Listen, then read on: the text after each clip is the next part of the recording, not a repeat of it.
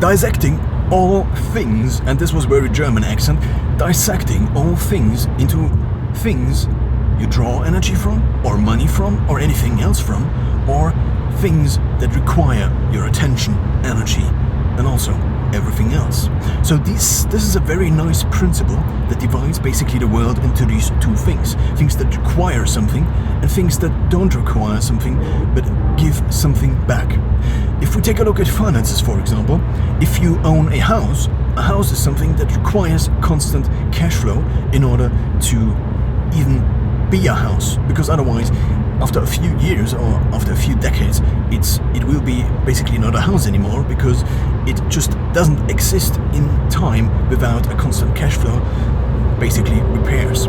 So now I think this is a very nice thing, this dissection, or not really dissection, but you basically take all the things and then you put them into these two buckets. Let's take another example. Let's talk about people. I mean, there is obviously a difference between extrovertism and introvertism, but there's also something else. And this is basically something it's basically a principle you can apply to the people in your life. And it's this. You just take a look at which people you gain energy from, and which people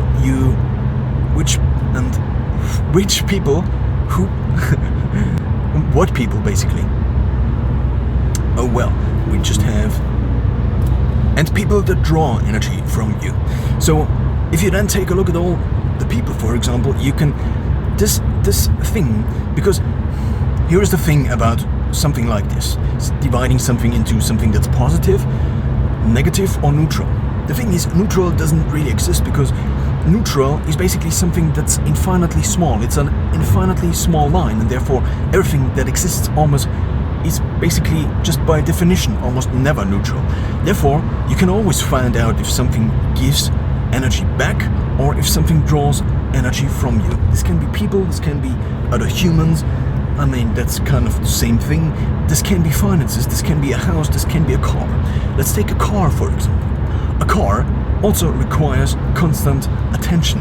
It requires constant repairs, constant cash flow in terms of money, but it also requires constant refilling of gas, for example, or of energy just to run, to be able to run, because a car is basically nothing. It's not something that intrinsically basically keeps itself alive. And this, I think, is a very nice principle. You can just take and analyze different parts of your life